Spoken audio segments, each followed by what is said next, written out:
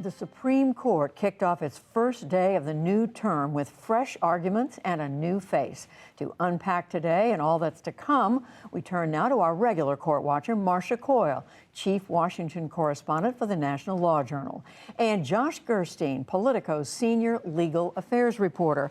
Welcome to you both. It's so great to have you. So much to ask you about, but Marcia, let's start with the new person on the court, Ketanji Brown Jackson. This is the first case she's hearing. We have just a bit of an excerpt, an audio excerpt of her questioning as the justices heard the arguments. We're going to listen to that and come back to you. Okay. Did they see the property? I understood in the pictures that you could tell that at least part of it was a wetland by looking at it. So, I believe Mr. Fletcher was referring to after the initial work had been done, and the pictures show that there's water on the property, but that doesn't show how it was before. But if I could go back, though, to the question of the jurisdiction. but you keep talking about notice and fair notice and property owners not being able to tell or know about this issue. So, Marcia, not being shy, she's right in there with questions. How did she do? I think she did very well. She had a tendency at points to dominate the questioning, and I think that's just the function of being new until you get a sense of your colleagues and how and when they like to ask questions. There's really two general approaches that new justices take at their first oral argument. They're either cautious and hang back, ask a question or two, or they jump in full-throated like she did. And in a way, Judy, she reminded me of Justice Sonia Sotomayor when she started on the court. She had, like Sotomayor, complete command of the record in the case, which I think reflects her being a trial judge, and also of the legislative history and Congress's intent behind the statute that was before the court. Josh, what was your take on how she did? Well, she was certainly, as Marcia said, very vocal. I mean, she, I think, may have spoken and questioned more than any other justice, at least during that first section of the arguments. And she was very well informed, as Marcia said.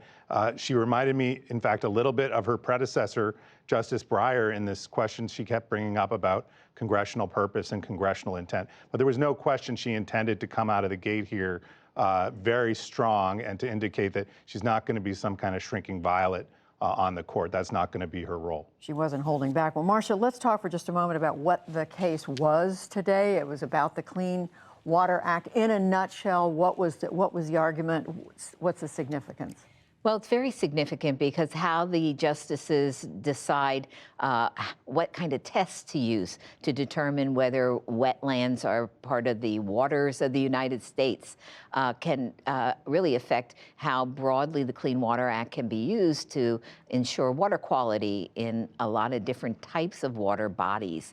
And so there was a lot of discussion about what the lower federal appellate court's test was, and the Sackett family that brought the case to the Supreme Court, they're asking for a test that really would allow them to build their family home on the lot that the government has said is a wetland, and they can't do that. So I thought the justices at the very end were really struggling with some sort of middle ground here between what the Sackett family was arguing and what the government wants the court to do. So, and Josh, all this, of course, this is the first day of the term. It's been anticipated in so many ways, not only because it's a new justice, but because we are seeing tensions in the court and public trust of this court at almost historically low levels.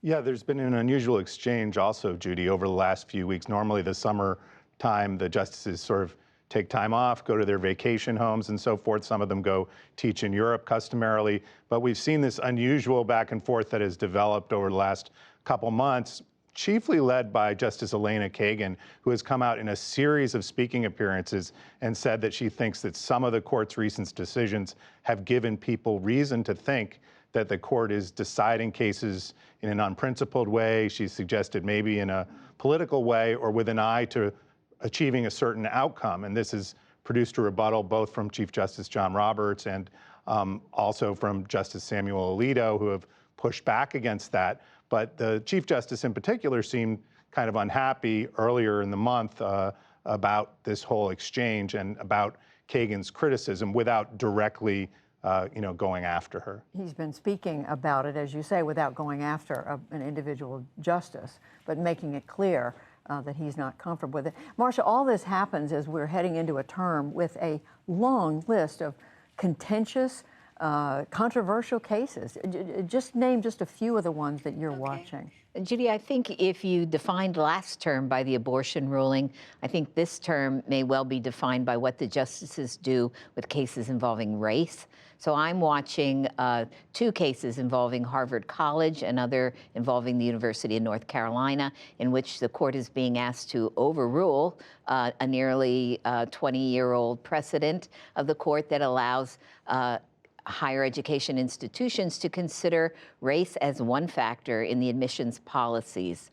And then also there's a very important Voting Rights Act case that's actually going to be argued tomorrow morning, and that comes out of Alabama and involves probably the only part of the Voting Rights Act that is left because the Supreme Court in 2013 gutted another important part of the Voting Rights Act. This time it's Section 2. So voting rights advocates are very concerned about what the court will do to that section in this case, which involves Alabama's 2021 congressional map, in which a lower court found it violated the Voting Rights Act because it diluted the votes of Black Alabamians.